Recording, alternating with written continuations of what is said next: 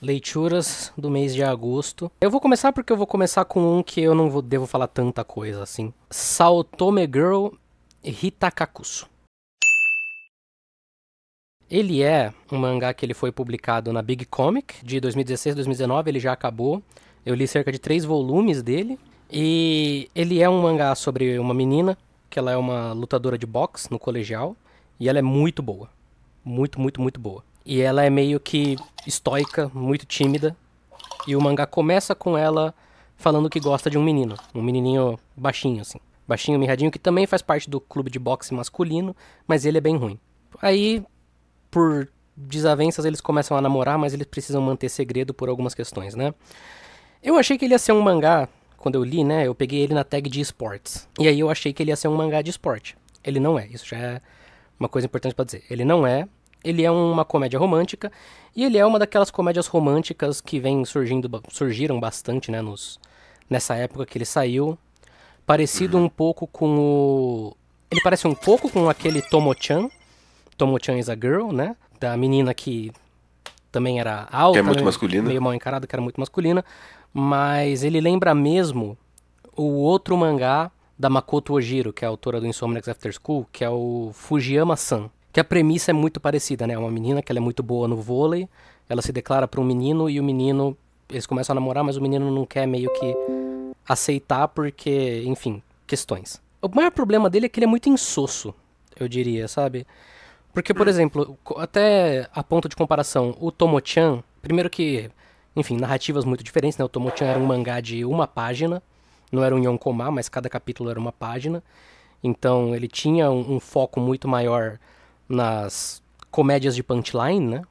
Punchline instantâneo. E os personagens, eles eram mais, assim, mais fortes. Eles tinham características mais exaltadas, mais presentes ali neles. Nesse não. Nesses são uns personagens bastante insossos que, num geral, eles vão ser meio que uma versão muito aguada de arquétipos que você já conhece. A própria menina, fui com uma impressão e não era. A menina não é a personagem principal. O personagem principal é um É moleque. o moleque. É. Porra. A menina, ela é, como também é o caso de vários desses mangás, né? Ela é um... E eu não digo isso nem numa conotação negativa, só numa conotação factual mesmo. Ela é um fetiche de menina alta e tímida, né? Então, assim, presença na história ela não tem muita. Presença nos acontecimentos ela não tem muito. Ela meio que vai aceitando ali. Tem piadinhas com o fato dela não entender muito bem as coisas e dela ser super tímida e tudo mais. Ela tá ali basicamente pra ser uma menina alta com um olhar meio perfurante, digamos, meio intimidador. E pra mostrar muito os abs também, porque o autor ele foca Dá muito pra ver, dá pra ver. nos abs dela, né, obviamente. Eu li 3 volumes, eu não sei se eu vou continuar, porque de fato assim foi uma leitura que não me entregou muita coisa. A parte que eu acho mais interessante, que é uma parte que ele quase não tocou não, é mentira isso. Mas que ele não tocou de um jeito tão expressivo, é o drama dessa menina que ela mora numa cidade muito pequena e ela é muito, muito boa no boxe. Então ela tá basicamente colocando a cidade dela no mapa. Ela já ganhou competição nacional e os caralho é 4. Então, assim, ela é meio que o orgulho da cidade. E aí a responsabilidade dela ser o orgulho da cidade. Com 17 anos de idade, ela tem que carregar, sabe, o nome dessa cidade, assim, pra fora, né? Mas o mangá acaba usando isso bem mais pra explicar o fato de por que eles não podem falar que eles estão namorando, porque a menina é quase uma idol, né? Então, assim, se souberem que ela tá namorando, que ela não tá focada 100% no esporte, pode pegar mal pra imagem dela e, por consequência, pra imagem da cidade. E como a menina ela não tem muita presença, o drama também não tem tanta força assim. Ela é o Kuroko do boxe? Não, não. Ela é muito, muito boa e ela é muito reconhecida. Ela só é, fora do ringue, muito tímida. Então, assim, é um mangá meio nada, assim, sabe? Dentro dessa onda de vários outros mangás, né, que tipo, é uma comédia romântica em que a menina ela vai ter uma particularidade específica, esse é um dos mais nada que eu já li, assim. Talvez eu continue porque os capítulos são menores e ele já acabou. Então talvez eu continue só pra ver onde ele vai dar. Mas assim, nesses 3 primeiros volumes, uma impressão bem blasé minha, assim. Não me chamou nada a atenção. Não foi nem pelo fato de eu achar que ele seria esporte, ele não é, né? Isso acontece, whatever. É mais realmente, assim, não tem porquê, sabe? Eu já vi muito essa capa por aí. Ele é famosinho até. Uhum, não, ele A é. capa dela com os Zebs. Uhum, ele é. Pra quem quer um mangá, tipo, de luta feminina muito bom, fica aqui também a recomendação de Tepu, que tem 2 volumes e é Achei que era de muito, Batuque. muito bom. Você nunca vai me ver recomendando Batuque nessa vida, guerreiro. Qual que você quer começar? Tá, eu vou começar então pelo que eu também tenho menos pra falar. Vamos começar de Pinóquio. Pinóquio, voltando ao assunto de eu ter que procurar vídeos e não ter vídeos bons dessas coisas, eu não achei um vídeo sobre o Pinóquio. Então, eu botei aqui um vídeo do velho desenhando. Eu acho que isso diz alguma coisa, Matheus. Diz muito. Eu vou começar a história de por que eu fui ler Pinóquio, né? Vamos lá. Eu estava na minha andança. Às vezes eu dou uma olhada na Amazon, assim. Aí tava R$ 8. Pô, vou comprar. É o Osamu Tezuka, né? O que pode dar errado? Aí eu fui lá e comprei esse mangá. Deixa eu até pegar aqui o ano certinho. Ele saiu logo depois de Astro Boy. Mas basicamente, assim, não foi uma boa experiência. Vou começar assim. Uhum. Porque quando eu comprei pensando, pô, gosto muito de Pinóquio. Ainda mais porque toda criança tem uma fita de criança que passava Sim. infinitas vezes. Sim. Pinóquio era do meu irmão. E como a gente tem uma distância considerável de idade, eu tinha tipo 10 anos e passava Pinóquio toda semana na TV, então eu sei o filme de trás pra frente. Uhum. Aí eu pensei, pô, vai ser legal ver uma versão do Osamu Tezuka de Pinóquio. E não tem uma versão de Osamu Tezuka do Pinóquio, Matheus. O que é esse mangá? Vai, vamos lá. Porque eu já. O Tezuka ele fez, né? Várias adaptações de coisas da Disney. Tipo, o Pinóquio Fez. ele não é, né? Ele fez Bambi, por exemplo. Se eu não me engano, ele chegou a fazer Rei Leão. Que não, Não, que não é o Kimba. O Kimba não é o Rei Leão e o Rei Leão não é uma cópia de Kimba. As coisas não têm absolutamente nada a ver. Mas enfim. Mas o que é o Esse é Pinóquio? o. Então, o Pinóquio é realmente. Eu não cheguei a pesquisar, mas lendo, assim, é realmente uma adaptação do Pinóquio da Disney, não do conto original. Uhum. Ele é bem disneyano, ele tem até o. Eu não sei quanto você lembra de Pinóquio, mas você lembra dos trambiqueiros que um é um lobo e o outro é uma lontra? Não me lembro, mas. Enfim. Eles vão vender o Pinóquio pro circo? Logo no comecinho. Então, até esses bonecos têm e eles têm esse formato, assim. Então é bem adaptação da versão da Disney. Inclusive ele é de 52. O primeiro problema desse mangá é que ele tem 130 páginas. Ele vai contar toda a história do Pinóquio em 130 páginas. Na narrativa de 52, assim. Bastante corrido. É bem esquisito, assim. Então, isso acaba criando uma série de problemas. O primeiro deles é que a gente tem uma grande cena do Pinóquio nascendo. Aí na cena seguinte, o Gepeto já é esquecido da história pra sempre. E ele só vai ser lembrado quando a gente vai chegar lá na monstro, lá no final. Então é muito bizarro. Mas o que mais é estranho pra mim não é nem o mangá em si. Cara, essa edição é uma porquice. A edição da New Pop é uma porquice, tá tudo borrado. Edições da New Pop do começo dos anos 2010 é um bagulho mesmo, viu? Não teve trabalho de. Eu tenho certeza que não teve trabalho de remasterização. É tudo borrado, assim. É horroroso. E, porra, o lettering é sacanagem. Parece Comic Sans. Toda vez que eles vão escrever um letreiro, é horroroso. E aí o grilo falante, em alguns quadros ele chama Jimmy, em outros quadros ele chama Jiminy. Depende. É salpicado, assim. Olha a pronúncia que você quiser. Mas o grande problema desse mangá é que ele é muito corrido. Então ele vai pegar o filme e atropelar o filme inteiro, ao mesmo tempo em que o filme ele toma um cuidado de fazer as coisas mais. Apesar do Pinóquio o tempo todo falar, porra, eu quero ser um menino de verdade. Ele é um filme que ele não vai expor as coisas em diálogo. O mangá vai. Ele vai falar bastante sobre o que tá acontecendo o tempo todo. Que é uma coisa normal dos anos 50. Não é um demérito, assim. Esse mangá em específico. Mas o problema é que quando você tá tão perto da obra original que não faz isso, fica esquisito quando você transporta e faz. Além disso, é muito bizarro, porque no filme você consegue sentir que o Pinóquio ele faz umas merda, ele cai na pilha errada dos malucos, mas é muito porque ele é inocente. Nesse mangá ele parece um moleque mesquinho, que quer tirar proveito das coisas. E aí no final ele meio que vira um menino de verdade e você não tem exatamente a transformação dele, ele entender o que faz ser um menino de verdade, que não é, sei lá, ir pra escola ou ganhar dinheiro que faz você ser um menino de verdade é cortar com os outros.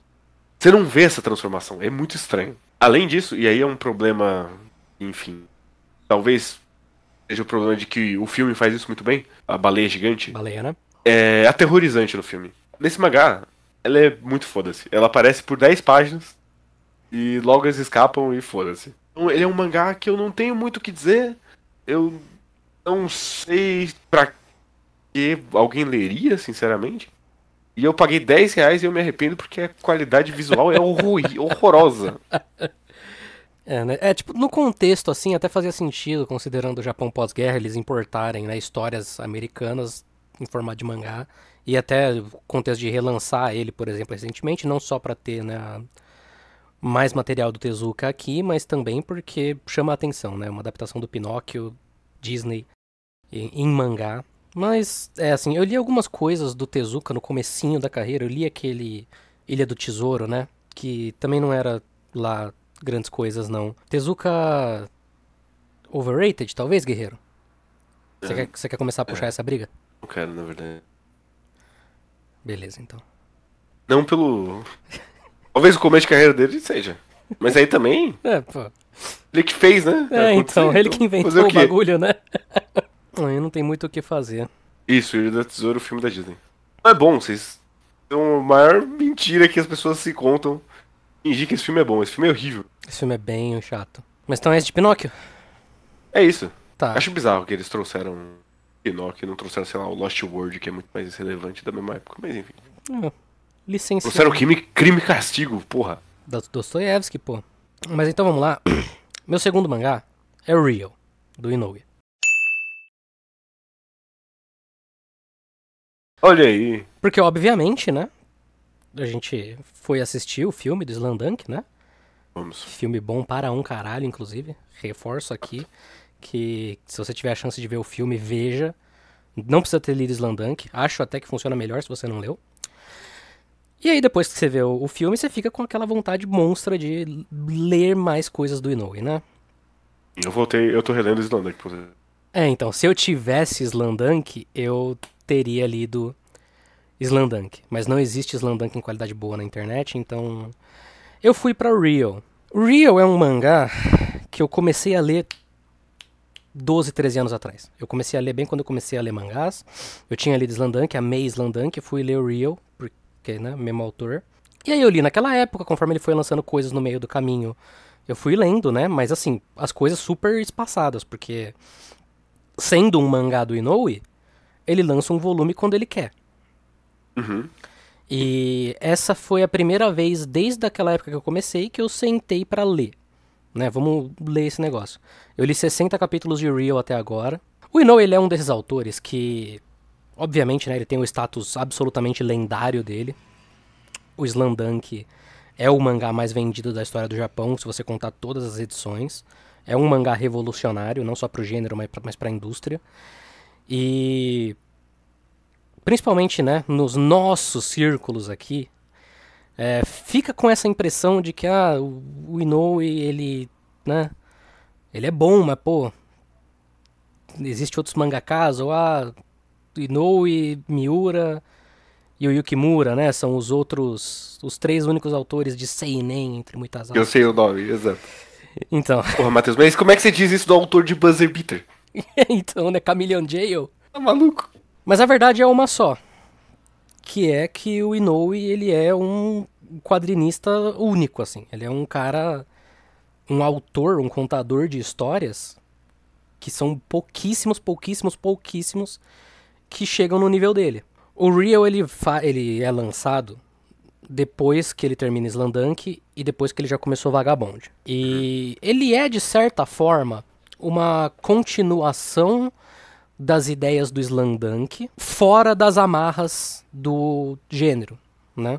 Porque ele saiu na Young Jump, então ele vai seguir a história desses personagens, e é um mangá de basquete, o basquete é um elemento muito importante, muito central na história, mas são poucas as partidas de basquete que você vai ver no mangá de fato. Ele tá muito mais preocupado com o drama do que com as convenções, né, de um mangá de esporte. A história vai seguir 3 personagens principais, o Nomiya, o Togawa e o Takahashi. O Nomiya, ele é um cara que tem uma aparência de Yankee, ele é meio mal encarado, ele nunca se interessou por nada que não fosse basquete, então ele nunca foi bom em nada que não era basquete. Ele é uma pessoa um pouco inconveniente, assim, no tanto que ele é solto. Um certo dia, ele chama uma menina pra dar uma volta na moto dele, eles sofrem um acidente, a menina acaba ficando paralisada, e aí a vida dele meio que para aí. Tem que viver com o fato de que ele colocou uma pessoa numa cadeira de rodas pra sempre, né? Por conta de, enfim, uma besteira. O Togawa, ele é um personagem que no começo da história ele já tá também numa cadeira de rodas, mas ele não é paralisado. Ele era corredor, ele tinha muito talento pra correr, mas ele teve um câncer na perna que tiveram que retirar o fêmur dele, então, né, ele teve que parar com isso. E ele é uma pessoa absurdamente orgulhosa. O Togawa é um personagem absurdamente orgulhoso.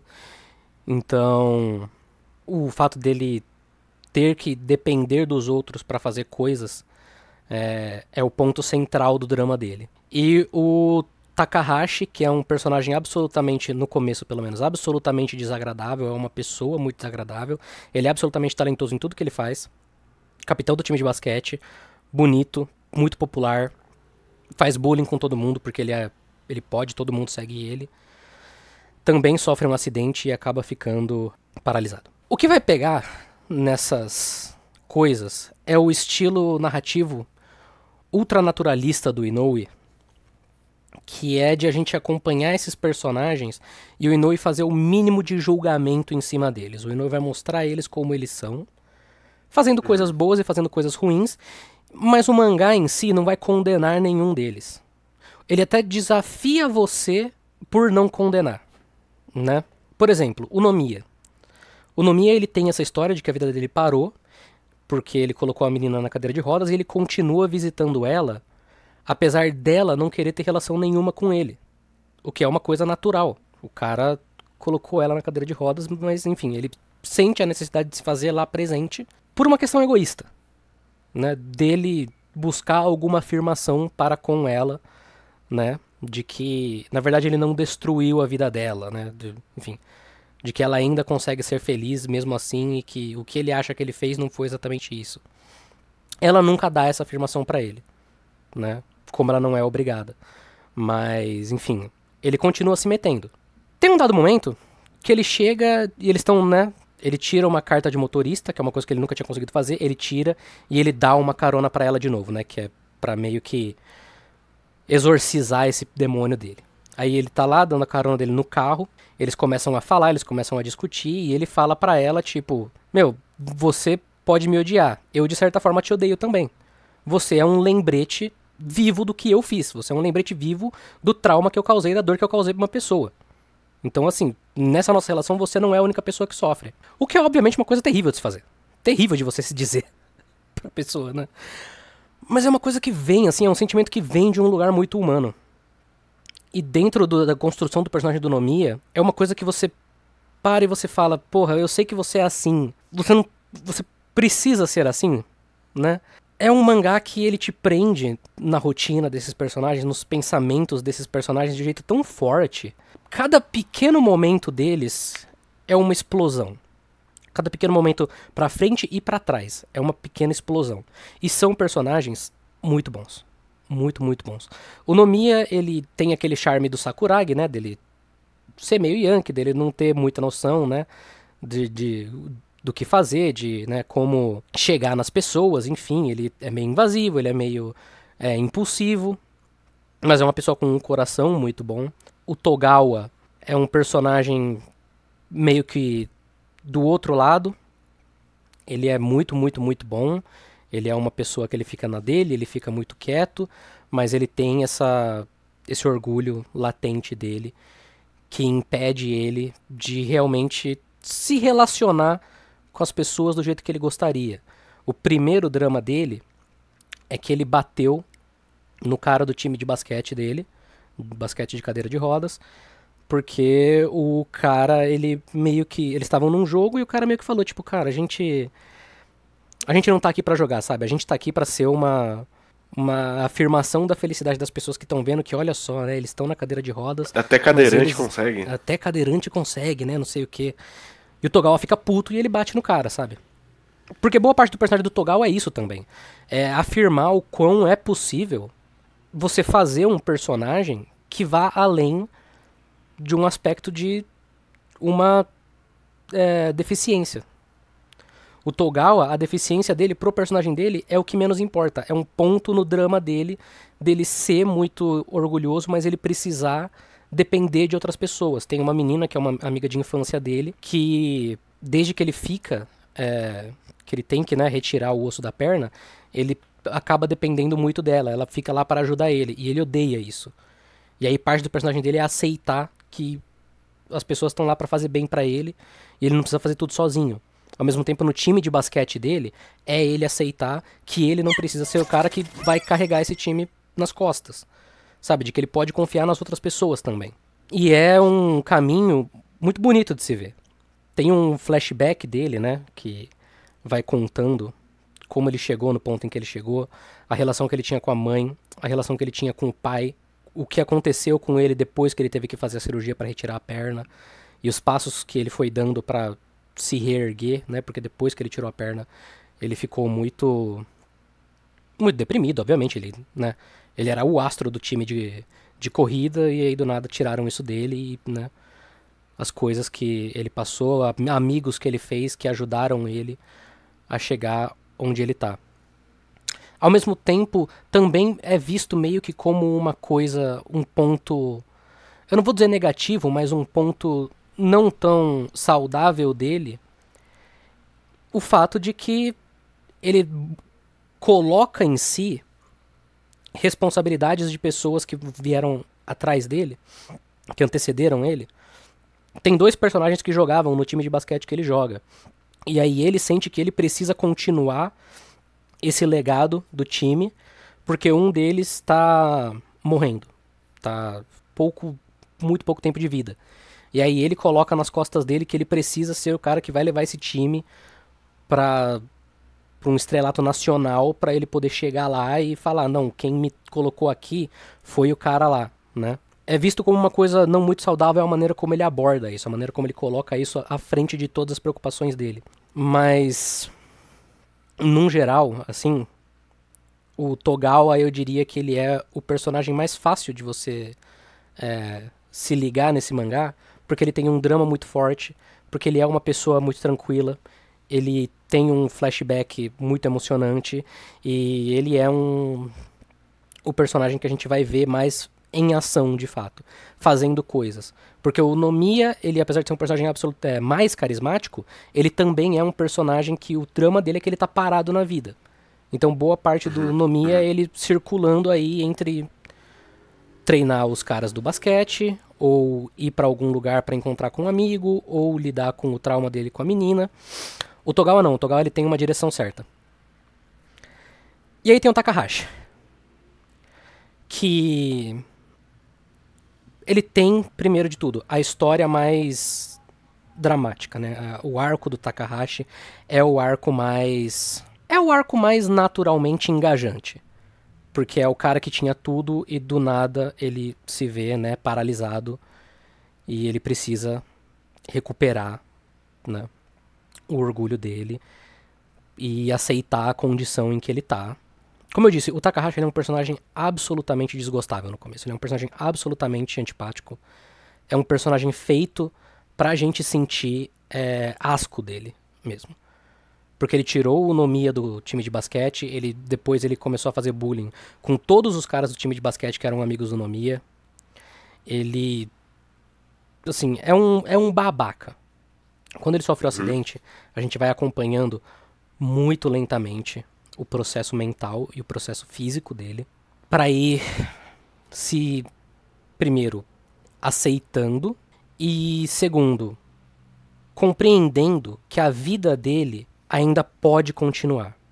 Porque conforme ele vai mostrando as coisas do Takahashi pra gente, a gente percebe que o Takahashi, tudo isso que ele é uma fachada pra ele se colocar acima dos outros e não precisar encarar as próprias fraquezas.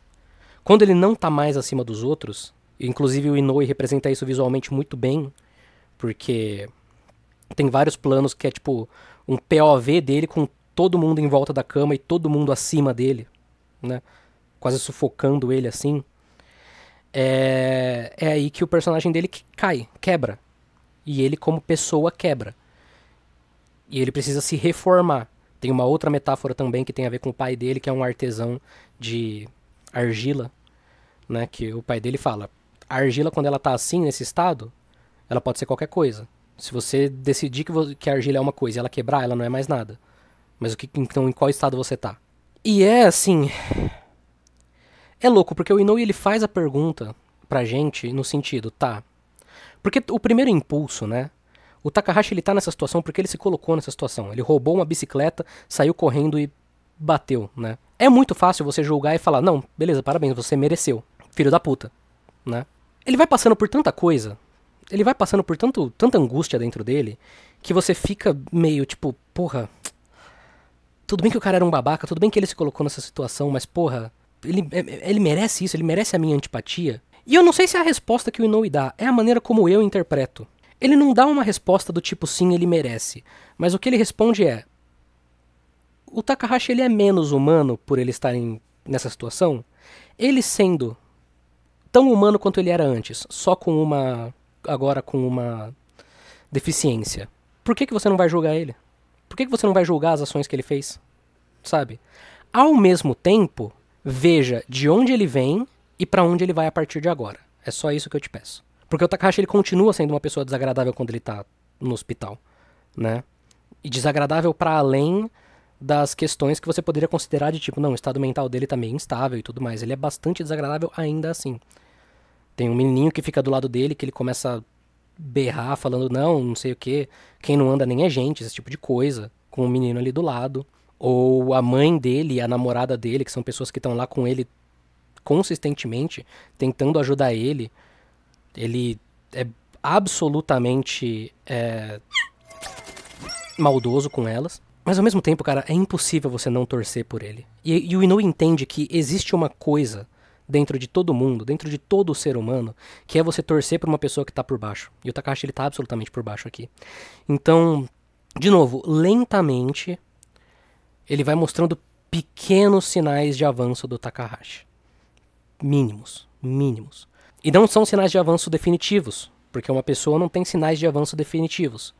Então quando parece que ele tá aceitando um pouco mais a situação dele, ele tem uma crise e ele dá pra trás, ele volta pro estágio zero. E aí você fica, putz, cara, você tava quase, vamos, vai. E aí de novo.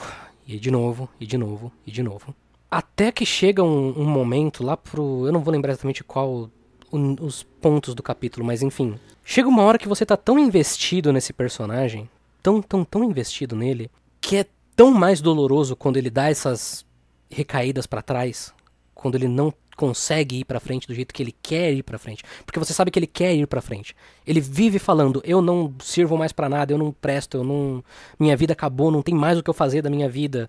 Você sabe que ele não acredita nisso exatamente. Isso aí é mais desespero da cabeça dele de não querer enfrentar o fato de que agora ele precisa se reconstruir. E tem dois momentos muito bonitos que me fizeram chorar muito. Que um é quando mostra a história dele, né? A história dele é uma história meio que padrão. O pai, quando ele era criança, ele era muito habilidoso nas coisas. O pai dele apresenta ele ao basquete. E aí ele começa a jogar basquete, ele começa a ficar muito bom. Ele começa a treinar quando ele é criancinha. E aí em certo dia o pai dele vai embora. O pai dele se separa da mãe dele. E a mãe dele até demora pra contar pra ele isso. E aí ele só fica tipo, não, eu aprendi um negócio novo hoje no treino, eu queria mostrar pro papai quando é que ele vai vir. E ela, ele não vai conseguir vir hoje. E aí ela vai postergando. E aí quando ela fala, ele fica obviamente muito frustrado. E, né, ele começa a enviar cartas pros pais dele, pro pai dele.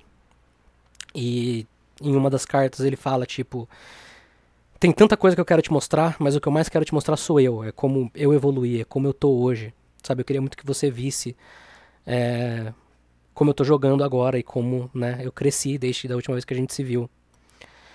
E o pai dele basicamente abandonou a família, foi pro mato e nunca mais voltou. Ele só volta depois que a mãe dele liga pra ele pra falar que o seu filho tá na cadeira de rodas. Então, assim, essa expectativa que ele tinha meio que se vai. Ele não consegue mais mostrar todas as coisas que ele queria. E isso é muito, muito pesado, muito, muito forte, sabe? E tem um outro momento que isso já é quando ele tá um pouco melhor. Porque assim, eu tô em 60 capítulos. O Takahashi ainda está na reabilitação e ele ainda não fez tantos passos quanto você esperaria. Porque, de novo, a gente precisa sentir cada passo que ele dá. E cada passo pra trás que ele dá também. Tem um momento que ele vai e ele... Lá no centro de reabilitação que ele tá, tem gente jogando basquete de cadeira de rodas. E ele entra e tem a galera jogando. E aí ele vê a galera jogando basquete, ele vê o basquete pela primeira vez em muito, muito, muito tempo. E ele instintivamente faz o movimento de receber a bola. Que é um momento de tipo, algo de você ainda tá aí, sabe? Para além da sua atitude desagradável, que também vira uma coisa pra você celebrar de certa forma. Toda vez que ele é desagradável, você sente, depois de certo momento, você sente, tá, o Takahashi ainda tá aí. Né? Ele ainda é a pessoa que ele tá aceitando um pouco mais isso. Mas esse momento específico dele fazer o movimento pra ele segurar a bola é uma coisa muito sutil, um momento muito até irrelevante, digamos, mas é assim, é uma explosão, sabe? É uma coisa que bate muito forte. Sendo o Inoue, eu não preciso nem dizer o quão bom esse mangá é, o quão bem quadrinizado ele é. O Inoue, ele tem uma coisa que eu acho que boa parte dos melhores autores tem. Ele compreende os níveis fundamentais de como se contar uma história. É uma coisa parecida que eu acho com o que o Toriyama faz, por exemplo. O Toriyama, ele é um dos maiores autores de todos os tempos porque ele entende quadrinhos num nível fundamental. Tem um domínio total da técnica da mídia e a partir disso ele faz, né, ou as mudanças, ou ele usa a mídia da maneira máxima, ou desconstrói a mídia, enfim. O Inoue, ele entende muito bem drama humano. Ele entende muito bem como fazer com que cada cena seja uma cena que vai fazer você ou se aproximar de um personagem, ou você se afastar de um personagem, ou você, né, entrar mais naquele mundo, se adentrar mais, né. O Real, ele é um desses mangás que eu vou lendo, e isso é até uma coisa boa, isso é até uma coisa que ajuda ele em relação ao Vagabond, nesse sentido do Inoue lançar quando ele quer. Se o Real acabasse, sei lá, no volume 5, ele ainda seria um puta do mangá. Porque ele não é exatamente um mangá que pede pra você chegar num ponto final. Ele é um mangá que enquanto você tá lendo, você se submerge, quando você para de ler, você sai dele. E os personagens, eles vão continuar, sabe? Pode ser que o Real acabe agora, nesse último volume que ele vai lançar, e o Takahashi ainda não tenha saído da reabilitação. E o Nomiya ainda não tenha conseguido fazer nada, e o Togawa ainda não tenha conseguido jogar no time nacional, que é o objetivo dele agora. Meio que não importa, sabe? Porque quando eles chegarem lá, não vai ser um grande momento, vai ser mais um passo da vida deles, né? E eu acho que o Inoue, ele... Cara, é absurdo, assim. O Real, ele é um mangá como pouquíssimos são. De verdade, assim. Eu recomendo pra todo mundo. Pra todo mundo. Porque eu não sei se ele é o melhor mangá do Inoue. Eu acho que o Slamdunk, ele é um mangá absurdamente eficiente no que ele tenta fazer. Mas o Real talvez tenha momentos mais fortes. No geral, ele seja mais bem feitinho, digamos, né? Até por ele ter sido feito com muito mais paciência. Meu padecer desses 60 volumes de Real que eu reli agora... 60 capítulos. 60 capítulos, perdão. 60 volumes, quisera eu. Desses 60 capítulos que eu li agora e que, enfim, são perfeitos. Perfeitos. É isso aí. Eu li 6 volumes, acho. 5. E eu acho bom pra caralho também. É bom pra caralho. E, acima de tudo, assim, por mais que ele seja muito dramático, é um mangá muito fácil de ler. Sabe? Ele não é pesado num sentido de leitura. Ele é uma leitura muito leve, na verdade. Vai muito de quanto você tá conectado com aqueles personagens, o que você vai sentir. Mas ele tem 15, calma, gente. Tem 15, velho. Vai sair o 16. Desde 99. Vai sair o 16 agora. Eu tô muito feliz, inclusive. Qual que você quer mandar agora? Então vamos de Burn the House Down. Burn the House Down. Qual é esse aqui? Esse também é outro que eu não achei um vídeo sobre. Eu peguei um vídeo aqui que mostra as capas do mangá. É isso. Tá, Burn the House Down. Esse também tem contexto. Ano passado, foi na metade do ano, eu falei, pô, gente, me indica mangá de mistério aí. E aí, um deles foi esse aqui. E aí, eu estou numa vibe que eu quero ler mais de Josei. Falei, pô, vou pegar pra ler. Tem 8 volumes. Tranquilidade. Eu peguei. E aí, ele é um Josei de 8 volumes que saiu de 2017 a 2021. Recentemente, um mês atrás, saiu na Netflix um live action dele. Eu achei Que muito. acho que adapta tudo. Eu achei muita coisa do live action. Do J-drama E dele. qual que é a história do Burn the House Down?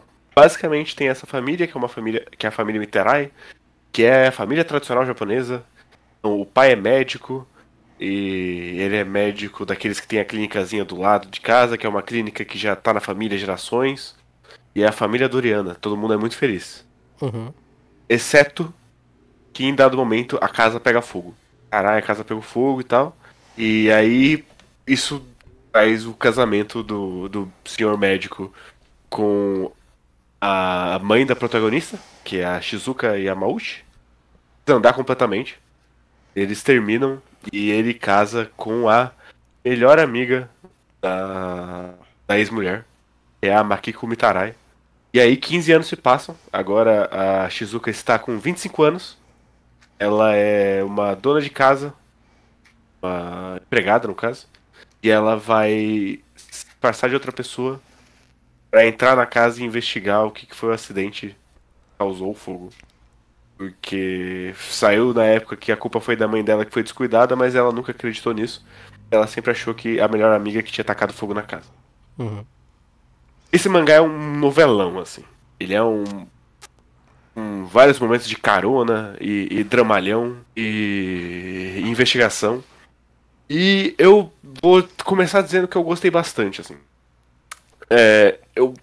Um problema desse mangá que eu já vou colocar é que ele termina no volume 7, só que ele tem 8. E aí, basicamente, o oitavo volume é... Pô, e se eu colocar mais 3 tweets aqui? Uhum. E, na verdade, não foi essa pessoa, na verdade foi essa. Não, mas na verdade foi aquela. Não, mas veja bem, na verdade foi a quarta pessoa. Então, no final, ele atrapalha um pouco, assim. Mas eu acho que ele é muito eficiente, especialmente construir o drama da Shizuka e da irmã mais nova dela, que é a Yuzo. E a Shizuka, quando aconteceu o incêndio, ela tinha 10 anos, e a Yuzo tinha 6. Então é muito interessante ver ali o quanto a Shizuka é uma pessoa que ela foi transformada por esse incêndio. Ela é completamente obcecada por esse assunto. A vida dela foi moldada por esse acidente. Ela quer muito chegar ao final e quer muito provar que foi a nova esposa do pai dela. Enquanto a Yuzo, ela era muito mais nova, então o que ela quer mesmo é seguir em frente com a vida. Uhum. Apesar dela achar que foi uma injustiça e tudo mais, ela acha que é mais importante ela e a irmã terem uma vida a partir daí. E inclusive tem um outro momento de dramalhão que a mãe delas tá hospitalizada sem memórias porque ela teve um ataque de nervos depois de carregar por muito tempo essa pecha, assim. Uhum. E aí, do lado da nova mãe, ela também tem um casal, uma dupla de filhos, que é o Kiichi e o Shinji. Basicamente, o Kiichi, ele era aí tá mais velho que a Shizuka, ele já tinha seus 14, 16 anos quando isso aconteceu. E aí, no presente, ele virou um hikikomori. Só que no passado ele era um moleque modelo, ele era esportista, ele era inteligente e tudo mais.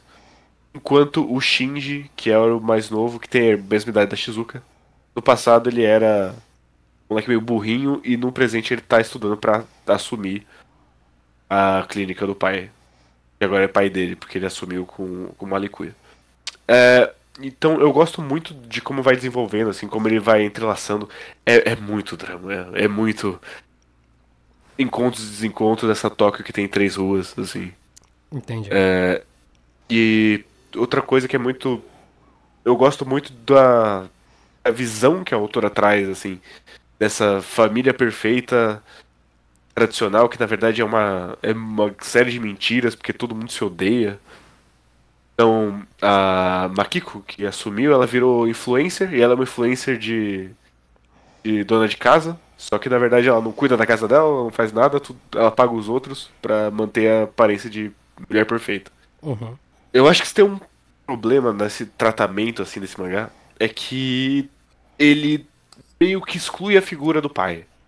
Vai ter essa disputa entre as duas mulheres, a ex-esposa e a esposa atual, e o pai fica no, ele era uma pessoa meio com uma personalidade fraca e ele obedece às pessoas. O que é muito estranho, assim, porque, beleza, eles terminaram, mas ele nunca visitou as duas filhas. A partir do momento que o casamento acabou, ele deserdou as duas e esqueceu que elas existiam e assumiu a nova família.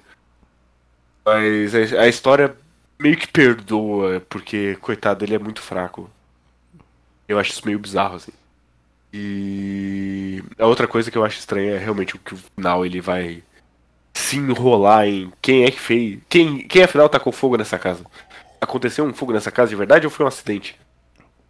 Eu acho que ele dá voltas demais, que é meio estranho. Uhum. Mas ele é o tipo de mangá que você pega e você não consegue largar porque ele vai te dragando na narrativa dele no. Meu Deus, agora ele encontrou a prova número um, mas a outra descobriu que ela encontrou a prova e tacou fogo na prova. Eu não sei como é que tá o live action, não sei se adaptaram bem. Mas é muito bacana. E pra quem lê inglês, tem ele completo a versão da Kodansha. Hum, Disponível por aí. aí é bom. Ele é meio feinho também. Tem esse negócio. Ele não é muito bonito dentro. Eu achei interessante. Vou deixar aqui salvar no meu Tachiomi. Talvez eu dê uma lida. Eu também preciso ler mais Josei.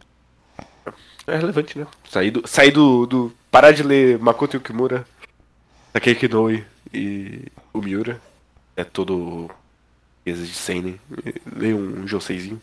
Mas é isso aí. Qual é o Big Three do Josei? A É, é, Yazawa, a... a esqueci, moça então, eu esqueci completamente o nome do, do, da moça do. do Kuragehime. Não, eu tô pensando na moça do Karuta. Ah, do Shihaya Furu. Eu não vou lembrar o nome da autora do Shihaya Isso, Furu. Mas, enfim, esse é o Big Three aí. A Yazawa e as outras duas autoras que a gente não lembra o nome. exato. Por isso que a Eu gente, nunca li por Holy Land isso. porque eu acho feio. Eu também nunca li, não. Por isso que a gente precisa ler mais Josei, né? Então, pra quem sentiu saudade, voltou, porra. Depois de uma unidade de leituras do mês sem ele, Sei. Morada do Desertor voltou. Porra. Fui ler Jorgito de novo, mais uma vez.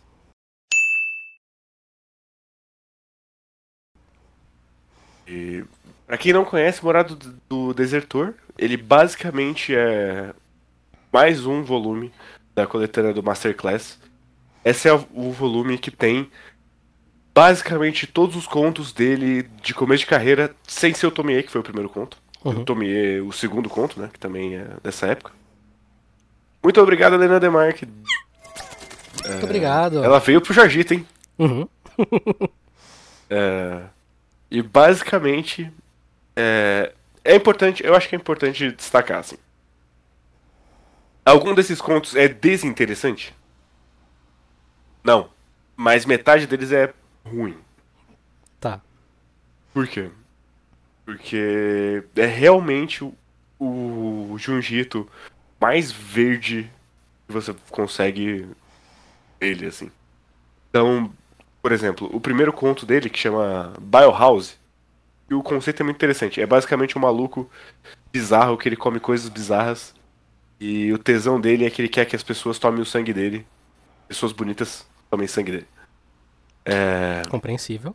Esse mangá, ele tem uma ideia muito boa. Mas, primeiro, o traço dele tá muito cru. Mas mais do que isso, assim. Ele é um mangá tão amador que o Jiu-Jitsu não consegue fazer virada de página dele. Que talvez não seja um problema se você for ler no volume digital. Ou porque você pegou no Kindle, ou porque você pirateou. Mas eu li no físico. Uhum. Então, pra dar o conceito, virada de página em qualquer mangá tem isso, mas mangá de terror especificamente, quando você vai fazer uma cena de impacto, você normalmente coloca na página da direita, porque vai ser quando o leitor vai virar a Vai página. virar, sim. E aí ele vai ver a cena. Todas as cenas de impacto estão na página esquerda. Então, toda vez que você vai tomar um susto, você não toma um susto, porque você tá lendo, você já sabe o que vai acontecer. Eu, assim, em dado momento, aconteceu tão repetidas vezes isso. Eu achei que tinham errado o boneco na hora de montar na produção. Mas não, é realmente isso, assim. E aí você vai ver, basicamente, durante a leitura desses contos, o Junji Ito virar o Junji Ito. O segundo conto, que é o da menina que rouba as faces dos outros, também tem esse problema. E aí ele vai tirando esse problema e vai entendendo mais como dar o tempo da narrativa, como dar a tensão nas cenas, como construir o terror pro grande clímax, assim. Bom, pra quem for ler, quando você chegar no Reanimator, é o conto mais ou menos da metade do volume, assim, já tá um Junji Ito mais Mais o que você formado, espera. né? Sim, sim. Tanto é que os últimos, especialmente os últimos 4 contos, é o Conto do Labirinto, o Vilarejo das Sirenas, o do Bullying e o que chama A Morada do Desertor mesmo, são contos muito bons. E, em especial o do Labirinto, que é um conto que saiu em algum dos Jujutsu Collection animação, que é basicamente uma dupla vai parar num lugar que tem um culto bizarro budista, que eles se enterram vivos num labirinto infinito, assim, que é grotesco. E Uhum. o do Vilarejo das Sirenes também, e eu acho que ele republicou naquelas coletâneas de contos favoritos do autor e tudo mais. Ele é quase um proto Uzumaki, assim. Basicamente tem essa vila, tem 2 moradores que foram pra cidade grande pra estudar, e aí eles estão voltando porque tá acontecendo alguma coisa bizarra na vila. E em paralelo a isso, em todo o Japão estão sumindo bebês. E aí eles voltam pra vila e eles descobrem que um maluco que era um pastor de lá, pastor católico nesse caso, virou prefeito e tem uma sirene que toca todo dia, toca uma sirene às 18 horas e quem ouve fica maluco. E ele vai caralhar a partir daí, assim. Muito bom. E o da Morada do Desertor, que é talvez a única vez que o Jiu-Jitsu vai entrar num tema um pouco mais polêmico, porque normalmente, apesar dele ser muito grotesco, muito gráfico, ele não tem histórias ácidas, assim. Uhum. Ele é um terror japonês o mais longe possível do eroge que você consegue arrumar. Do eroge não, do eroguro. Que você consegue arrumar. Mas esse Morado do Desertor, ele é uma história que se passa um pouco depois da Segunda Guerra, assim. E aí tem uma casa, e nessa casa tem um desertor. Ele foi se esconder no galpão da casa do amigo dele. E o amigo dele tá dando cobertura pra ele. E a partir daí a gente vai desenvolver basicamente a relação dessa família com o desertor que tá escondido. Que é muito bom, assim, e é bem diferente do que o Jiu-Jitsu faz normalmente.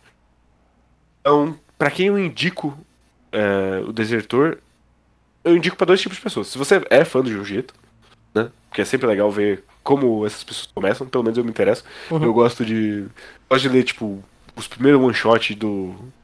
Eu li não faz muito tempo, eu li os primeiros one-shots do Yu Yu Hakusho, é foda, do Togashi. E eles são muito ruins também. Mas dá pra ver os pedacinhos, assim, de Togashi. Sim, Acho sim. legal. E pra quem é fã de quadrinho de terror no geral, porque você consegue entender, com esse volume, você consegue entender como fazer o errado e como fazer o certo durante a leitura. Assim, mesmo que você não tenha conhecimento mais técnico, você vai ter o feeling assim de isso aqui não tá encaixando tão bem o terror, e aí você vai chegar no final e perceber que ele tá entregando um terror mais fluido, mais formado, assim. E aí, a partir disso, você consegue olhar o que tá diferente do começo pro final e entender um pouco mais da mídia, assim. Uhum. Mas se você tá falando, porra, esse tal de Jorgito aí, vou ler um mangá dele. Não, não comece por Morado do Desertor de maneira nenhuma. Eu preciso dar uma olhada nesse aí.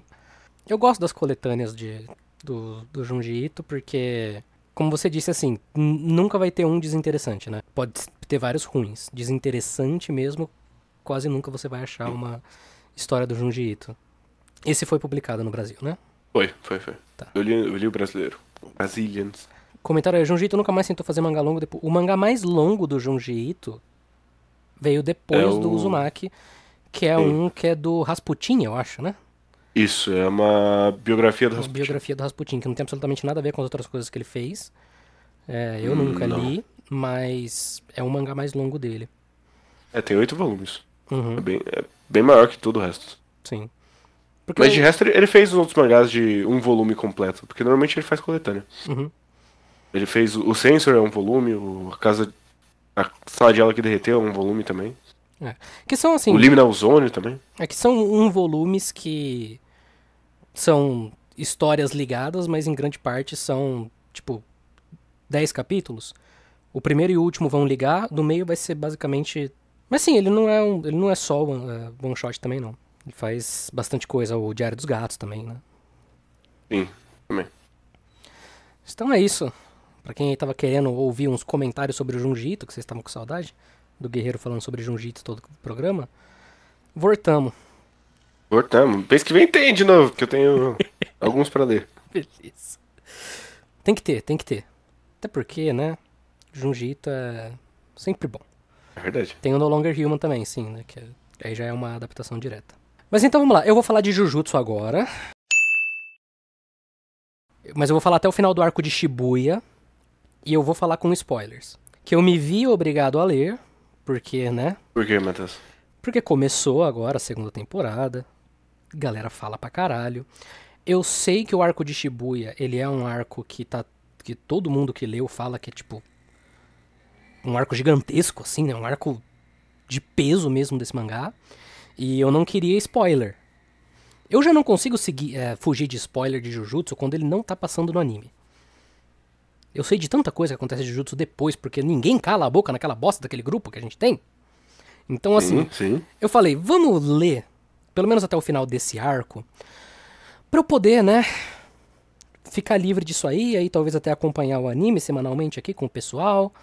O Hit tá vendo, né? Então talvez até acompanhar com ele. A culpa é do Piada Interna, não, a culpa é do Victor e do Beyblade.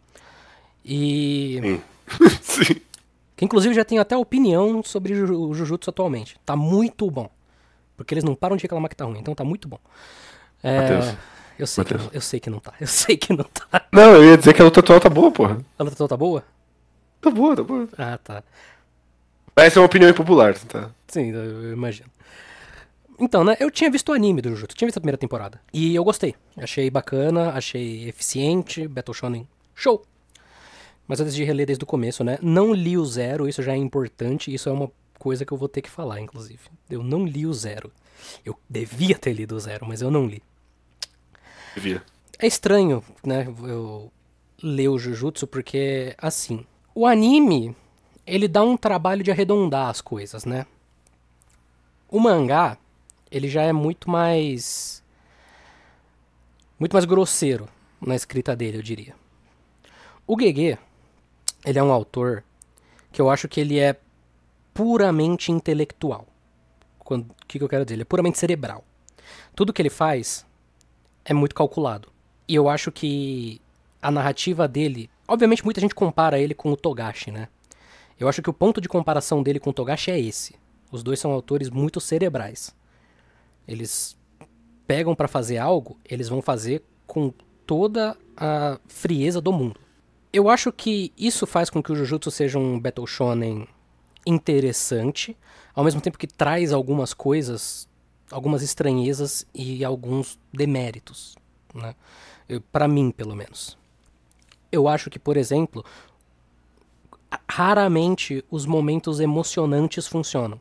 E eu acho que, pelo menos até ali, na parte do flashback, quase todos os momentos em que ele introduz alguma coisa muito nonsense ou muito aleatória, parece tão calculado para prender a sua atenção, porque ele já passou 3 capítulos explicando o poder, e ele sabe que você tá ficando cansado, aí ele coloca alguma coisa para prender sua atenção, e aí você fica, tá, não.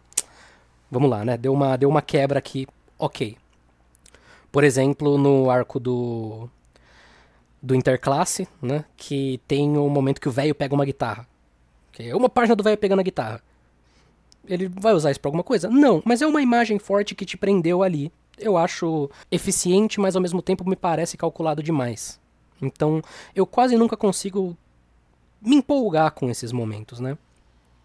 Eu acho que não tem um arco dele, tirando o arco do Junpei, que eu do começo ao fim falo, caralho, esse arco aqui, ele tava show, ele é um arco show.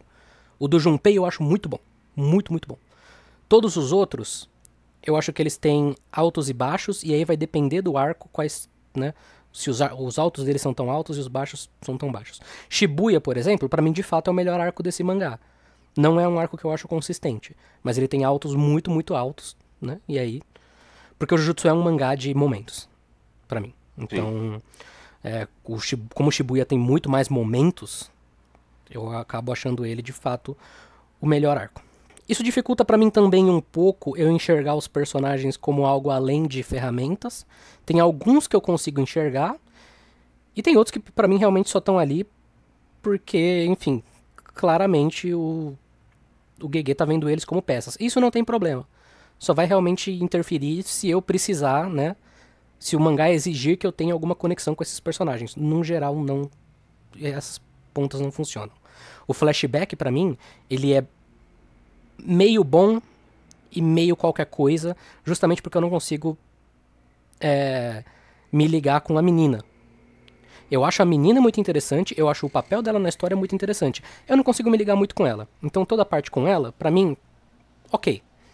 Me interessa muito mais ver o Geto nesse flashback. E o Toji, né? Porque apesar desse flashback ser um flashback do Gojo, né? Visto como do Gojo, eu acho que a parte do Geto era mais interessante. Eu vou chegar nisso também. Porque eu também acho o Gege um autor muito misantrópico, de certa forma. Eu acho que ele não consegue vender momentos interessantes de emoção, de fazer você se ligar com o personagem, mas ele consegue vender momentos de desespero muito bem. Momentos, assim, de sofrimento que você de fato sofre. Isso também fortalece muito personagens como o Toji, que é um dos meus personagens favoritos desse mangá, porque justamente ele é um personagem desprezível. E pra Ele personagem é um completo filho da puta, maravilhoso. Pra personagem desprezível, o Gege manda muito bem. Nossa, ele manda muito, muito, muito bem, sabe? Tem algumas exceções nessas, óbvio, né? O Todo, por exemplo, é um personagem que eu me conecto muito bem, apesar de eu ver a função dele, e é um personagem que eu acho divertidíssimo. O humor, Porra, gosto muito. o humor dele... My best friend. O best friend, my brother. Porra, é sensacional, sabe? As duas lutas que ele tem com o Itadori são sensacionais. E é um raro momento em que o humor, pra mim, tá, ó, funcionando sempre. Sempre, sempre, sempre. Porque também é uma coisa, o humor de Jujutsu, pra mim, meio irregular, né? Tudo isso, como eu disse, provém muito da voz do Gege. Então eu não consigo nem dizer que é ruim. Eu só consigo dizer que, na minha visão, isso traz prós e contras. Em vários momentos, os contras acabam caindo em momentos que eu deveria ser, né, um momento importante. Né? O começo do Jujutsu, que eu já tinha visto no anime, eu acabo gostando menos do mangá do que do anime, por conta disso. Eu acho que o anime pelo menos dá uma arredondada. Mas, assim, também não chega a ser ruim. Tirando o arco do Interclasse, que eu realmente acho um arco fraco. Esse eu acho ruimzinho também. Eu acho que ele realmente só pega quando tem a luta do Itadori e do Todo. Eu acho mais ou menos. A parte que vem em seguida também, que é a parte dos irmãos, né? De 2 dos 3 irmãos contra o Itadori e a Nobara. Acho mediana, assim. Mas a parte que importa mesmo, né? O que importa de eu falar agora, pelo menos, que é o Flashback e Shibuya, eu acho que eles são 2 arcos bons. O Flashback, como eu disse, apesar de eu não gostar muito não me conectar muito com a menina, eu acho interessante e eu acho que o personagem do Geto faz muito, muito, muito sentido nesse flashback. Eu acho toda a... Porque eu esperava, né? Você lê o flashback pensando, tá, qual que vai ser o momento de quebra do Geto? Qual que é o ponto aí, né? E você acha que vai ser quando a menina morre. Aí você pensa, pô, já era, ele foi pro caralho. Quando dá a viradinha de 1 ano, eu acho muito inteligente. Como não é um ponto de virada, é a coisa que vai comendo ele por dentro. Sim. E são realmente assim, faz muito sentido para um mangaka tão cerebral que o ponto do personagem seja um ponto muito cerebral também. Ele foi considerando tudo, todas as coisas que ele viu, sabe? Uma menina morreu e meio que foda-se, porque a moça lá, né, a mestra do Todô até fala, tipo, ah, não, sabe a menina que vocês precisavam? No fim das contas, as coisas se resolveram de alguma forma. Então, assim... Não importou. Não importou, sabe? Tudo isso que vocês fizeram, não importou. Eu acho muito bom. Eu saí desse flashback pensando, o Geto é um personagem incrível. É um ótimo personagem. Eu devia ter lido Jujutsu Zero. Eu devia ter. Vou fazer um momento aqui. Matheus, é muito bom quando você sai desse... Porque eu fiz a mesma coisa que você, tá? Eu li os Jujutsu Zero só depois. É muito bom quando depois você chega em Shibuya e... Não faz sentido. Não, assim, enfraquece a história de um jeito, aquela virada. Porque tira completamente toda a relação do Gojo com o Geto. Tira o aspecto humano ali do meio. E além de eu ter ficado muito perdido, né? Tipo, ele morreu em off? Ele não morreu em off, ele morreu no Zero. Mas, porra. Sabe? Isso foi um balde de água fria fudido. Fudido pra mim. Pelo amor de Deus. Que enfraquecida, né? Porque esse momento também foi o primeiro momento, né? O final do flashback, que eu senti algo especial em Jujutsu. Que eu senti que ele era mais do que um mangá bom. E aí foi desfeito logo em seguida, né? Mas Shibuya me entrega vários momentos que ele é de fato um mangá muito especial, porque eu acho que a narrativa cerebral dele, em atrito com o caos que é esse arco, cria ótimos momentos. Ótimos. Por mais que eu acho que ele seja um arco inchado, eu acho que ele tenha vários personagens que ele gasta tempo demais. Nesse arco tem um carinha que o negócio dele é que ele tem o poder da sorte. E ele fica aparecendo toda hora e ele demora muito pra sumir. Tem uma luta aí no meio que tem o Itadori e o Megumi contra um carinha que o negócio dele é que ele inverte a ordem de poder. Então um ataque muito foda não vai funcionar nele, mas um ataque fraco vai dar um dano fudido. Se estende, porque também, né, luta em Jujutsu é 80% o cara explicando poder e aí 20% luta de fato. Mas é umas páginas bonitas, Matheus. Não, são páginas muito bonitas. A arte de Jujutsu é muito bonita e o Gege, ele sabe entregar quadrinização, isso sem dúvida nenhuma. E o próprio Toji aparecer nesse arco pra mim... Tá, eu gosto muito do personagem e o momento dele entrando lá e batendo no cara da fauna, né? Tem os dois demônios, da flora e da fauna. Descendo o cacete no cara da fauna, sensacional. Mas também eu fico, precisa. Não sei se precisa, né, dele aqui. Mas já é uma coisa tão caótica que eu aceito. Porque eu acho que suspense também, o Jujutsu ele pode não ser um Battle Shonen muito eficiente. Um suspense eficiente eu acho que ele é. Eu gosto do tom de recordatório que o começo de Shibuya tem com ele falando, né? Em tal momento Shibuya foi ilhada. Em tal momento o Satoru Gojo chegou. Isso dá um peso pro que tá acontecendo. E o momento do Gojo na linha de trem, lutando contra os três caras, tendo que tomar cuidado pras pessoas não morrerem. Sensacional. Eu acho inteligentíssimo o Gojo. Porque esse é um dos momentos em que o Gege ele mostra porque que, né, ele é um autor tão cerebral assim. Ele construiu o mangá inteiro com o Gojo sendo meio que o Deus Ex Machina. Praticamente todo o arco é construído com, a gente tá se fudendo aqui, vai chegar o Gojo e vai salvar. Então, dá até um peso a mais pro personagem, eles têm que fazer um arco inteiro pra selar o cara, e aí o arco vira, vamos salvar o cara agora. Acho muito inteligente, né? Não é só uma questão do personagem ser completamente overpower. Ele ser overpower molda a história, né?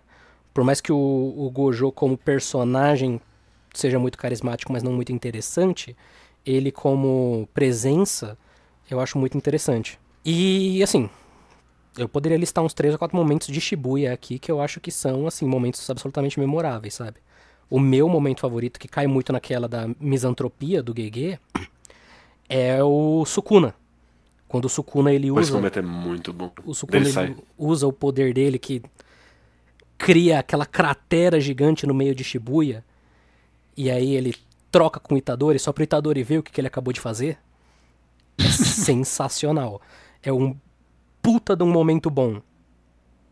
Puta de um momento bom. Outro puta momento bom. Eu gosto muito desse momento é o Nanami pensando, eu não posso passar a maldição pra frente. Quando ele vai morrer. No momento. Sim, é um excelente momento também. Outro momento que eu acho muito bom, que o Sukiyaki comentou aí, o Mekamaru lutando contra o Mahito, excelente. Que é o que começa o arco de fato, né? Quando rola lá deles irem matar o cara que era o espião, enfim. Gosto muito. Ao mesmo tempo, assim, tem algumas rusgas aí, sabe? Tem um momento, por exemplo, quando o Sukuna mata o carinha do fogo. Se não me engano chama Jogô, né? É confuso isso. O carinha do fogo, aí tem lá um momento dele se reunindo com os amigos e o Sukuna falando, não, você dos caras que eu enfrentei, você me deu um trabalho, você é forte, cara, fica aí. Não me pega. Não me pega. Mas, assim, toda a presença do Sukuna no arco é muito boa. A luta do Itadori contra o Mahito, todas as fases são muito boas. Porque o Mahito é um personagem fascinante também. O Mahito, igual o Toji, é um personagem que permite que a misantropia do Gege transpire no mangá, né? Então, os poderes são interessantes, o jeito de agir dele é muito interessante. É uma luta cheia de reviravoltas boas. O momento que ele usa a expansão em 0.1 segundos, igual o Gojo tinha usado no começo, puta que me pariu. Sensacional. Sensacional. É um arco que, num geral, assim, você sente muito o peso dele enquanto você tá lendo. E depois que você lê, você também sente, não só pelas coisas que se foram, mas você também sente aquele, nossa... Deixa eu até dar uma respirada aqui, deixa eu até pausar um pouco, porque eu li algo importante, sabe? No mundo desse mangá, isso foi um evento muito importante. Que, obviamente, né, vai ser importante porque é o arco em que ele vai convergir todas as coisas. Tem a parte da Nobara, que até comentaram aí. Eu gosto que a Nobara morra, até pra dentro da construção do personagem do Itadori, que ele viu o Mahito matando todo mundo perto dele, e o ponto do Mahito é fazer o Itadori quebrar. Eu não gosto de como é feito, porque cai naquilo. A Nobara, a esse ponto, ela é uma personagem absolutamente terciária. E você dedicar, tipo, 2, 3 capítulos de flashback pra ela, nesse ponto, pra meio que resgatar um pouco o seu afeto por ela, me parece um pouco, não sei, um pouco desonesto, né? Mas eu gosto que ela morra. Eu sabia... Eu gosto do tiro na cara que ela toma. O tiro na cara que ela toma é sensacional. Eu sabia que ela morria. Eu sabia, na verdade, que existia esse... Ela ficava com a olha? Não, eu sabia que existia esse status, né? Não, a Nobara, ela morreu, mas talvez não. Talvez, porque o mangá fala, né? Ó, a chance dela ter morrido não é 0%. Claramente é uma morte, né? Pelo amor de Deus. Só porque abriu uma cratera na cara dela e saiu sangue dos lados? Abriu uma cratera na cara dela, explodiu a cara dela. Foi a cena de morte, mais cena de morte possível. Porra, ela tem flashback quando ela toma um tiro. Dá vida no campo. Como que ela não morreu?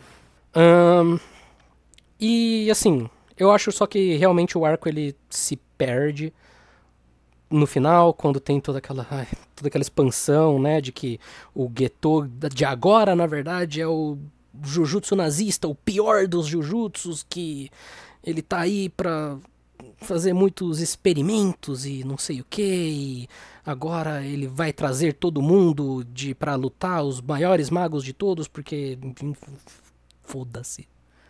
Foda-se. Isso é uma coisa que você comentou comigo e que me desanima um pouco, porque de fato ele se livrou do Mahito, ele se livrou do Geto, e o vilão agora é esse maluco. Eu imagino, obviamente, que ele vai introduzir outros personagens, né, antagônicos aí na frente. Mas é uma decepção. Porque eu acho que os vilões de Jujutsu, eles são, num geral, bacanas. Eu gosto desses dois que eu mencionei, mas eu gostava também do Maluco do Fogo. Gostava da Demônia das Flores, né. Jujutsu tem uma coisa que ele faz os vilões, de fato, parecerem obstáculos, né. Eles são sempre seres que parecem muito magnânimos, então eram coisas intimidadoras. Mas é isso, assim, eu li eles muito rápido, eu li numa tacada só, o que talvez interfira também, né, o binge watching sempre vai interferir na maneira como você tá vendo alguma coisa, mas eu gostei, ele é um bom mangá, Ele é um mangá que ele claramente tem uma voz própria, apesar dele puxar muito de outras coisas. Não consigo dizer de forma alguma que ele é ruim. Também não consigo dizer de forma alguma que eu me apaixonei por ele, ou que eu acho ele ótimo. Eu acho ele um mangá numa média boa, com excelentes momentos e com outros momentos abaixo. Eu acho que, assim, pra média dos Battle Shonen da revista, ele tá bem acima.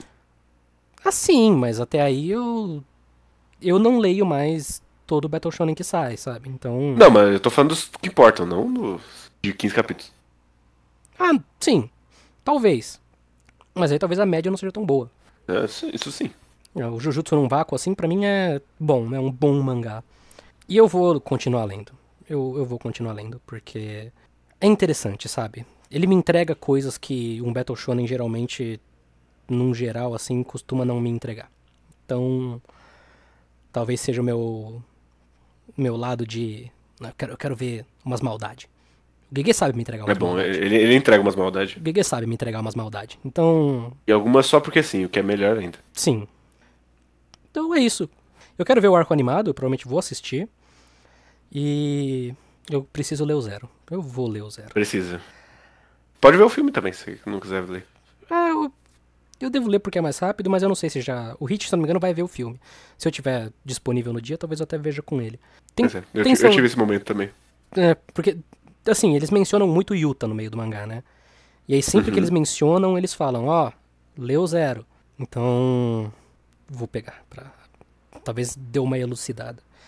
Porque outra coisa também, né? No meio de Shibuya tem lá as duas personagens que acordam o Sukuna de fato. E que aí elas aparecem, morrem e aí ele fala, ó, lê o Zero. Tem que tomar cuidado Quando com a chegar tradução. no momento em que ele vai explicar a mecânica de gacha, Matheus. É o momento que ele passou do ponto. Saquei, saquei. Mas quando é Hunter x Hunter lá, aquele poder do Kaito, vocês batem palma, né? Sim, não ironicamente, muito bom. Poder bom. Mas é isso, assim. Gostei de Jujutsu. Com muitas ressalvas, mas gostei. Tem que mandar um Sakamotinho agora. Eu quero ler Sakamoto. Eu devo ler Sakamoto. Mas então é de leituras do mês. A gente fica aí com esses 6 mangás. Mês que vem, quais são as expectativas aí, guerreiro? Mês que vem tem mais Jorjito. Boa. E eu acho que eu vou terminar Banana Fish, que faltam tipo 4 volumes. Ah, Talvez já tenham morrido os mangá da Jump, que dá pra comentar. é uma boa, é. Mês que vem eu vou trazer o final do Insomniacs After School, né? Que aconteceu agora. E eu quero começar a ler o Dungeon Mesh já. Que tá acabando. Acaba Dungeon Mesh, acaba Tree of Blood. Tree of Blood. Vou precisar ler desde o começo de novo. Não sei se eu tanco, não. Então é isso, muito obrigado, gente.